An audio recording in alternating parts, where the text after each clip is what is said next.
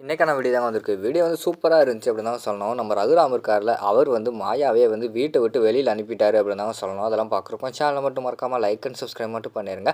First எடுத்த உடனே வந்து பஞ்சாயத்துக்கு வந்து நம்ம மாயா வந்து அந்த போலீஸ்காரங்க எல்லாத்தையுமே வந்து கூட்டு வர மாதிரி தான் காட்டிக்கிட்டு இருக்காங்க. அவங்க வந்தவொடனே நிறுத்துங்க, என்ன பண்ணிக்கிட்டு இருக்கீங்க அப்படிங்கிற மாதிரி சொல்லிக்கிட்டு இருக்காங்க. அப்போ வந்து ஊர் மக்கள்லாம் சொல்லிக்கிட்டு இருக்காங்க, அம்மா எல்லாமே வந்து எங்கள் ஊர் வழக்கப்படி தான் நடந்துக்கிட்டு இருக்கு அப்படிங்கிற மாதிரி சொல்லிக்கிட்டு இருக்காங்க. என்னது சார் உங்கள் ஊர் வழக்கப்படி ஒரு பொண்ணையும் ஒரு பையனையும் வந்து பிரித்து வைக்கிறது உங்கள் ஊர் வழக்கமா அப்படிங்கிற மாதிரி சொல்லிகிட்டு இருக்காங்க. அதுக்கு வந்து புவனேஸ்வரி வந்து சொல்கிறாங்க, இங்கே பாருங்கள் தேவையெல்லாம் வந்து பேசிக்கிட்டு இருக்காதீங்க, இது வந்து எங்கள் ஊரில் வந்து வழக்கம் தான், எப்பயுமே வந்து பொண்ணு பையன் வந்து பிரிஞ்சுட்டாங்க பிரிய போகிறாங்க அப்படின்னு சொல்லிட்டு அவங்களுக்கு வந்து விருப்பம் இருந்துச்சுன்னா காசை வெட்டி போட்டு பிரிக்கிறதா அந்த ஊர் வழக்கம் அப்படிங்கிற மாதிரி சொல்லிக்கிட்டு இருக்காங்க. இங்கே பாருங்கள் நீங்கள் வந்து சட்டத்துக்கு புறம்பாக வந்து இப்படியெல்லாம் பண்ணிக்கிட்டு இருக்காதீங்க, பிறகு பெரிய விளைவுகளை வந்து சந்திக்க வேண்டி வரும் அப்படின்னு சொல்லிட்டு போலீஸ்காரங்க வந்து சொல்கிறாங்க. அப்போ வந்து மாயா வந்து சொல்லிக்கிட்டு இருக்காங்க, என்ன ஊர் வழக்கம் ஊர் வழக்கம்னு சொல்லிகிட்டு இருக்கீங்க, தானே வந்து உங்ககிட்ட நான் வந்து கதிர் கூட சேர்ந்து வாழ மாட்டேன் அப்படின்னு சொன்னாலா, இல்லைன்னா கதிர் வந்து சொன்னானா, 2 பேருமே சொல்லலை. அவங்க வந்து அவங்க அப்பாவோட வாக்குக்கு வந்து அவள் சரின்னு தான் சொல்லியிருக்காளே தவிர நான் சேர்ந்து வாழ மாட்டேன்னு சொல்லிட்டு அந்த பையனோ பொண்ணோ சொல்லவே இல்லை. அதனால் வந்து நீங்கள் பண்ணுறது வந்து சட்டப்படி வந்து தப்பு அப்படிங்கிற மாதிரி சொல்லிட்டு மாயா வந்து சொல்லிக்கிட்டு இருக்காங்க.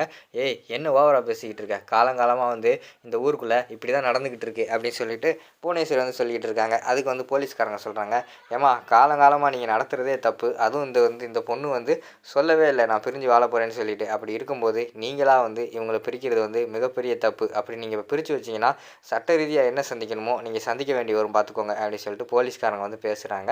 உடனே வந்து சிவராம் வந்து சொல்கிறாங்க, அண்ணே இது என்னமோ எனக்கு தப்பாக போடுதுண்ணே, இந்த விஷயத்தை வந்து கொஞ்சம் தள்ளி போடலாம், இப்போதைக்கு எதுவுமே வேண்டாம், சட்ட ரீதியாக வந்து பெரிய பிரச்சனையை சந்திக்க வேண்டும் சொல்லிகிட்டு இருக்காங்க.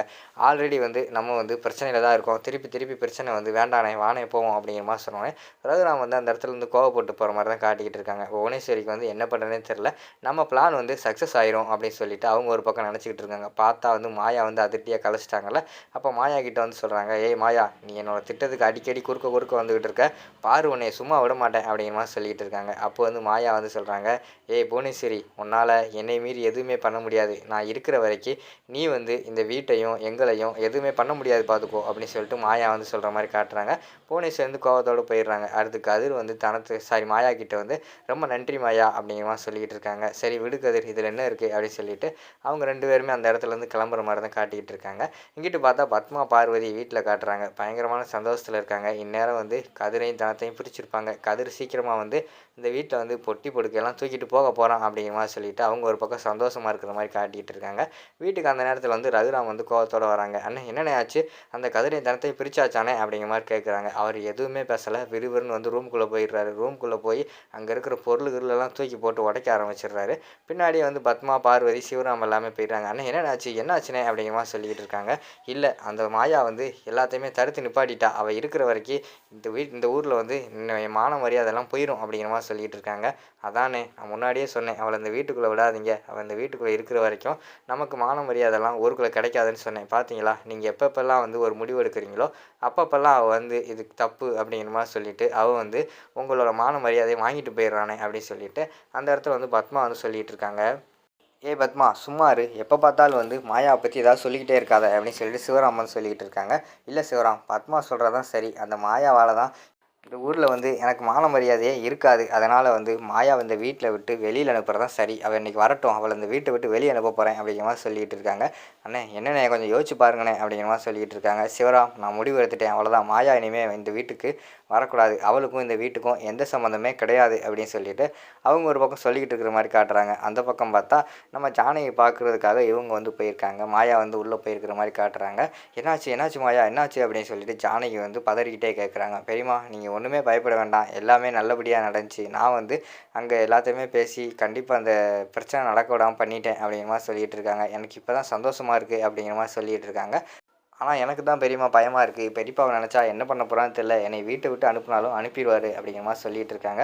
அதெல்லாம் நீ கவலைப்படாத, கண்டிப்பாக வந்து ஏதாவது பண்ணிக்கலாம் அப்படிங்கிற மாதிரி ஜானகி சொல்லிக்கிட்டு இருக்காங்க. அந்த நேரத்தில் குரு வந்து சொல்கிறாரு, அம்மா நான் பார்த்தேன் மாயா வந்து நம்ம குடும்பத்துக்காக எவ்வளோ கஷ்டப்படுறா, எவ்வளோ உண்மையாக இருக்கான்னு சொல்லிட்டு நான் பஞ்சாயத்துலாம் பார்த்தேன். கண்டிப்பாக வந்து பெரியப்பா அப்பா வந்து ஒரு நாள் வந்து மாயாவை வந்து ஏற்றுக்குருவாரு அப்படிங்கிற மாதிரி சொல்லிக்கிட்டு இருக்காங்க. அதான்ப்பா நாங்களும் பார்த்துக்கிட்டு இருக்கேன். எப்படியாவது மாயாவை வந்து அந்த வீட்டில் மறுபடியும் பழைய மாதிரி ஏற்றுக்க வைக்கணும். அதுக்கு என்ன பண்ணணும்னு தெரியலை அப்படிங்கிற மாதிரி சொல்லிக்கிட்டு இருக்காங்க. அடுத்து மாயா கிட்ட வந்து குரு வந்து சொல்கிறாங்க, சீக்கிரமாக வந்து அம்மா வந்து நீங்கள் இதில் எடுக்கிற வழியை பாருங்கள், ஜாமீனில், இல்லைன்னா கோர்ட்டில் ப்ரொடியூஸ் பண்ண வேண்டிய சூழ்நிலை வந்துடும் அப்படிங்கிற மாதிரி சொல்லிக்கிட்டு இருக்காங்க. சரி நான் பார்த்துக்கிறேன், எப்படியாவது வந்து வெளியில் எடுக்கேன் அப்படின்னு சொல்லிட்டு மாயா சொல்லிக்கிட்டு இருக்காங்க. அந்த நேரத்தில் வந்து ஜானகி வந்து என்ன நான் தானே எல்லாமே பண்ணேன் அப்படிங்கிற மாதிரி உண்மையை சொல்ல வராங்க. பெரியம்மா நீங்கள் வந்து கதிர்க்காக தானே இப்படியெல்லாம் பண்ணீங்க, நீங்கள் வந்து கதிரை வந்து வெளியில் கொண்டு வரதுக்காக தாத்தையும் சேர்த்து வைக்கிறதுக்காக தானே பழி ஏற்றுக்கிட்டீங்க, கூடி சீக்கிரம் உங்கள் ஜாமீனில் எடுத்துருவேன் அப்படின்னு சொல்லிட்டு ஒருவன் வந்து மாயா வந்து வெளியில் வராங்க. அந்த பக்கம் பார்த்தா கார்த்தி வந்து ஆர்வமாக இருக்கார். இந்நேரம் தனத்தையும் கதவையும் பிரிச்சுருவாங்க, தனத்தை நம்ம அடைஞ்சிடலான்னு சொல்லிட்டு. அந்த நேரத்துக்கு வந்து உள்ளே வந்து புவனேஸ்வரி வந்து வராங்க. என்னத்தை எல்லாம் முடிஞ்சா பிரிச்சுட்டாங்களா அப்படிங்கிற மாதிரி சொன்னோன்னே, நமக்கு எல்லா நேரமும் கைகூடி வர நேரத்தில் அந்த மாயா வந்து கெடுத்துக்கிட்டே இருக்கா, அவளை சும்மா விடக்கூடாது அப்படிங்கிற மாதிரி சொல்லிக்கிட்டு இருக்காங்க.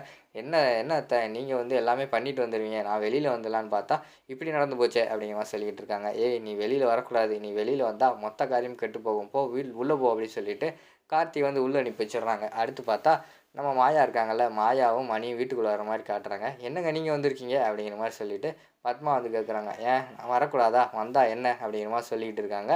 மாயாவை பார்த்தோன்னே ரகுராமுக்கு வந்து பயங்கரமான கோவம் வந்துடுது. ஏய் நில்லு, நீ எதுக்கு வீட்டுக்குள்ளே வந்த, நீ வீட்டுக்குள்ளே வரக்கூடாது, இந்த வீட்டில் இருக்கிறதுக்கு உனக்கு தகுதியே கிடையாது, வீட்டை விட்டு வெளியில் போ அப்படின்னு சொல்லிட்டு மாயா வந்து ரகுராம் வந்து வீட்டை விட்டு வெளியில் அனுப்புகிற மாதிரி தான் காட்டுறாங்க. அதோட பார்த்துக்கிட்டிங்கன்னா அந்த எபிசோடு வந்து முடிச்சிடுறாங்க.